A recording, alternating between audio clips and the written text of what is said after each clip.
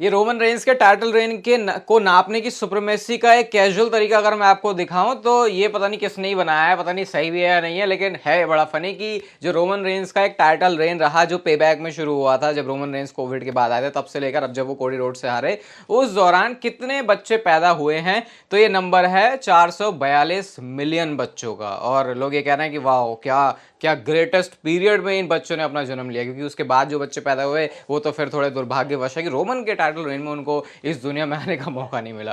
क्या बोलना चाहोगे स्टार्ट के बारे में? Okay, hello chatters, my name is Rohit and you are watching Wrestle chatter.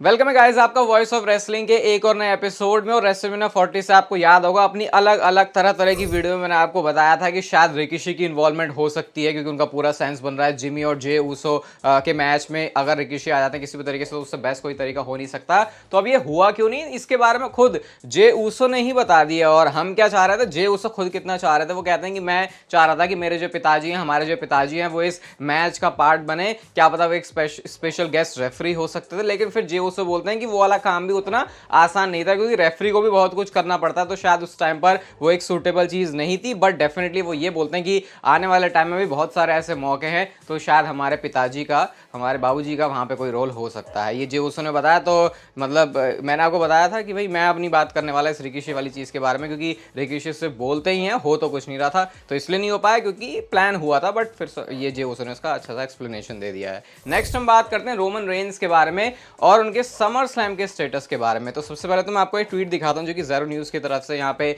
एक तरफ उन्होंने रोमन रेंस की जीआईएफ पोस्ट करी और दूसरी तरफ है समर स्लैम की। अब आपको पता है ज़ेरो न्यूज़ काफ़ी सोर्स है ऐसा जो जिसकी काफ़ी बातें सच होती है, जैसे अभी लोगन पॉल और किसकी कोडी रोड्स का मैच बन रहा है। इन्होंने इससे कोडी रोड्स के चैंपियनशिप जीतने से पहले आई थिंक फरवरी मार्च में बता दिया था कि डब्ल्यूडब्ल्यूई ऐसा कुछ प्लान कर रही है, तो अब जाके वो चीज़ हो रही है। तो ये ऐसा हिंट कर रहे हैं कि शायद समर स्लैम में कुछ रोमन रेंस का लेना देना है, शायद वो रिटर्न है या कुछ भी है। अभी देखो बहुत टाइम से हमने पॉडकास्ट में भी एक्टिव नहीं थे, तो पूरी ब्लड लाइन की स्टोरी पर ही पॉडकास्ट आ गया। रोमन की ब्लड लाइन वर्सेस रॉक की ब्लड लाइन, रोमन रॉक कैसे ब्लड लाइन में आएंगे, सारी चीजें 20 मिनट का एपिसोड है पूरा, आपको मजा आ जाएगा सुन के। रेगुलर लिसनर हो तो फिर आपको पता ही होगा, तो आप डिस्क्रिप्शन जाके सुन सकते हो, या फिर जब वीडियो एंड होगी ना तो एंड में आएगा तो उस पर क्लिक करके भी सुन सकते हो, वहाँ पर हमने ज़्यादा अच्छे डिटेल में बात करी है। बट फिलहाल लग तो ऐसा रहा है कि शायद समर स्लैम है डेडलाइन रोमन रेंस के रिटर्न की। नेक्स्ट हम बात करते हैं एजे स्टाइल्स के बारे में। और एजे स्टाइल्स ने एक ऐसी बात बोली है जिसको डोमिनिक मिस्टीरियो सुनेंगे ना तो पता नहीं कौन से क्लाउड में जाके वो बैठ जाएंगे। उन्होंने ये बोला कि मैं अपने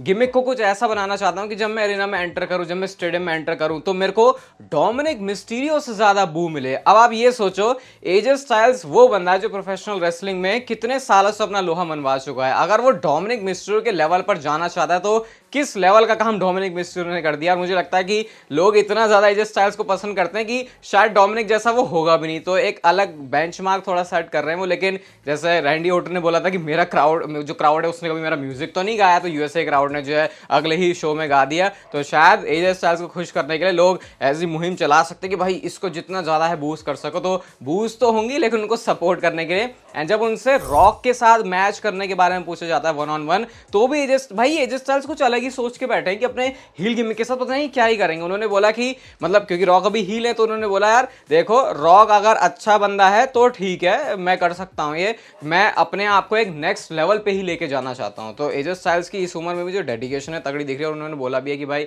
ज्यादा साल उनके रह नहीं गए, तो इससे पहले कि वो अपना करियर पूरी तरीके से खत्म करें, कुछ जलवे वो बिखेरना चाहते हैं। तो ये कुछ नेक्स्ट लेवल की चीजें प्लान चल रही है एजे स्टाइल्स के दिमाग में। लेट्स सी इसका एग्जीक्यूशन टेलीविजन की स्टोरी लाइन में किस तरीके से होता है। सैमी ज़ेन ने कुछ बड़ा इंटरेस्टिंग कंपैरिजन किया है विंस मैकमैन और ट्रिपल एच का। एक तो सबसे पहले उन्होंने बोला कि यार देखो मुझे वर्ल्ड हेवीवेट चैंपियनशिप जीतनी है, ये एक ऐसी चीज है जो अपना करियर खत्म करने से पहले, वर्ल्ड हेवीवेट चैंपियनशिप मतलब वर्ल्ड टाइटल की बात करते हैं, वो डब्ल्यूडब्ल्यूई का कोई भी टाइटल हो सकता है, ये मुझे करना है। साथ में थोड़ा ये भी बोलता है कि चलो अगर नहीं भी हुआ तो कोई बात नहीं, वैसे भी मैं अपने आप को जो है काफी ज्यादा अच्छे लेवल पे पाता हूं, लेकिन ये मेरी ख्वाहिश रहेगी अगर ऐसा हो जाता है तो बहुत अच्छी बात होगी। अब उन्होंने इसी अपनी वर्ल्ड टाइटल की विक्ट्री को बोला कि कैसे अगर विंस का टाइम होता तो शायद मेरे चैंपियन बनने की ज्यादा चांस होते हैं। आपको लग रहा होगा ऐसा क्यों बोल रहे सैमी ज़ेन, तो सैमी ज़ेन ने इसका एक्सप्लेनेशन ये दिया कि विंस के टाइम में कुछ भी हो सकता है, मतलब कुछ भी, लिटरली कुछ भी तो हो सकता है कि अचानक से, अभी मुझे कुछ नहीं पता, नेक्स्ट डे मेरे कंधों पर चैंपियनशिप हो। लेकिन जो ट्रिपल एच उनका विजन थोड़ा लॉन्ग टर्म में रहता, तो उनके रेजिम में शायद ये चीज होना थोड़ा सा मुश्किल है। बट विंस के टाइम में उन्होंने ये बोला कि भाई इस चीज की होने की रियल पॉसिबिलिटी थी। अब इसका मतलब ये नहीं कि ट्रिपल एच के टाइम में होगा ही नहीं, लेकिन ये सिर्फ उन्होंने कंपेयर करने के लिए बोला कि कैसे ट्रिपल एच सोचते हैं और कैसे विंस मैकमैन सोचा करते करते थे और ऐसी उटपटांग हरकतों की वजह से आपको पता है WWE के फिर अलग अलग तरीके की चीज़ें जाती है सोशल मीडिया पे, जो कई बार बेनिफिट भी करती है और कई बार उससे कुछ नुकसान भी हो जाता है। अभी पहले वीडियो में मैंने केविन नैश की आपको फिजिक दिखाई थी ना, तो वो फिजिक जो है AI जनरेटेड है। उन्होंने दोनों ही पिक्चर पोस्ट करी हैं,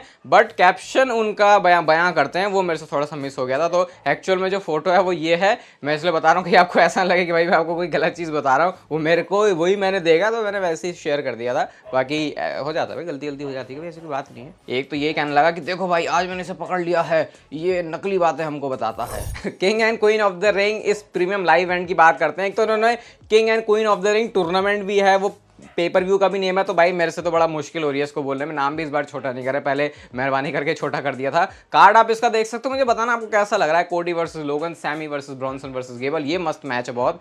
Beki Lynch versus Liv Morgan, King of the Ring का फाइनल और क्वीन ऑफ द रिंग का फाइनल। तो आपको बैकलैश के कंपैरिजन में इससे कैसी वाइब आ रही है? बढ़िया है सब। चलो शो की तो बात होगी, लेकिन ये जो ताजपोशी होगी उसका पास से बिल्कुल एक लुक दिखा देता हूँ। यहाँ पे आप देख सकते हो सबसे पहले जो मर्दों वाला क्राउन है वो, और उसके बाद आप यहाँ पे जो क्वीन ऑफ द रिंग बनेगी उसका भी क्राउन देख सकते हो। कौन सा वाला बढ़िया लग रहा है? वैसे काफी सूट कर रहा है क्योंकि वो लड़कियों वाले में थोड़ा सा उन्होंने वो ज्यादा लगा दिया जेम, और जो मर्दों वाला है उसको थोड़ा सा क्लीन रखा है। अच्छा लग रहा है वैसे। बस कोई रोमन रेंज जैसा बंदा आके पहले की तरह इसको पिचका के न चला जाए। हाँ मुझे पता है बहुत टाइम से मिस कर रहे हो आप एलेक्सा ब्लिस को, तो अब शायद वो बहुत ही नजदीक आ चुकी हैं अपने WWE के रिटर्न के। एक तो आपको पता है उनका पॉसिबली रोल हो सकता है अंकल हाउडी ब्रे वाइट वाली स्टोरी लाइन में, लेकिन साथ साथ और ज्यादा उन चीजों को बढ़ाते हुए, उन क्या कहते हैं रूमर्स को और ज्यादा गर्म करते हुए उन्होंने ट्वीट किया है जहां पे वो लिखती हैं जस्ट यू वेट, और साथ में उन्होंने ब्लैक हार्ट वाली इमोजी लगाई है। अब इससे यहाँ पे बस यही लोग लिख रहे हैं कि एलेक्सा ब्लिस का जो रिटर्न है बस अब वो होने ही वाला है। और बहुत टाइम हो गया वैसे एलेक्सा ब्लिस को देखे हुए यार। ऐसा लगता है कभी कभी हम किसी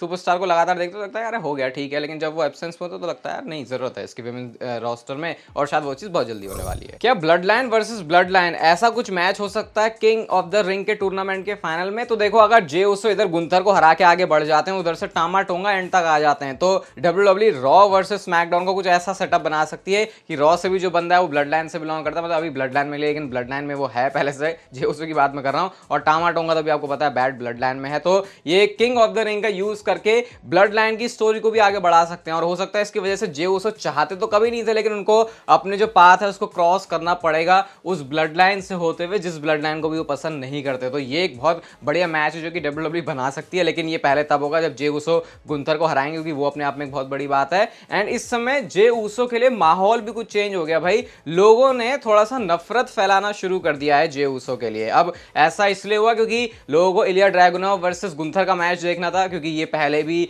जो गुंथर हारे थे तो उससे काफी ज्यादा जो है पॉपुलर हुआ था। अब लोगों को क्या हो गया, ये मैच देखना था, लेकिन अब जे उसो मैच जीत गए तो लोगों को ये बात पसंद नहीं आ रही। मतलब जो लोग अभी तक बोल रहे थे कि यार यीट बोलना कितना कूल है, अब मैं देख रहा हूं कि वही अमेरिकन फैंस जो है कहने लगा है कि अबे यार क्या है यीट यीट के भरोसे कितना चल जाओगे आगे। अब ये जो होता है कि सुपरस्टार को जो बहुत अच्छा रिएक्शन मिलता है तो उसके बाद उसके ऊपर टर्न भी होना लोग शुरू होते हैं, तो वही चीज का जो शिकार है वो इस समय जे उसो हो रहे हैं। इसीलिए ज्यादा दिमागदार नहीं बनना चाहिए। मतलब ठीक है प्रोफेशनल रेसलिंग के बारे में बात हो रही है, ठीक है थोड़ा बहुत दिमाग लगा सकते हैं, लेकिन इतना भी नहीं कि बिल्कुल ही घुस के बिल्कुल उसके पीछे ही पड़ गए, जैसे कि जिंदगी का लेना देना ही इससे हो या तुम्हारा देश के विकास में कोई बाधा बन रही हो। अभी अच्छी बात यह कि छोटे मोटे ही लोग हैं, ज्यादा कुछ ऐसा कर नहीं रहे, फैला नहीं रहे, क्योंकि जे उसो पर्सनैलिटी नहीं है भाई जिसके बारे में तुम ऐसा बोल सको, या होती तो वैसे किसी की भी नहीं है, लेकिन ये थोड़ा अननेसेसरी मुझे लग रहा है। आप बताओ इसके ऊपर आपका क्या थॉट है? मेरे को लग रहा है कि शायद बैश इन बर्लिन, इसके बारे में इवन स्पेकुलेशन भी लोग कर रहे हैं कि गुंथर और ड्रैगनोव का मैच वहां पे होगा, इसलिए WWE ने इसको बचा के रखा हुआ है। हम चलते हैं गाइस हमारी आज की नेक्स्ट फाइनल स्टोरी की तरफ, और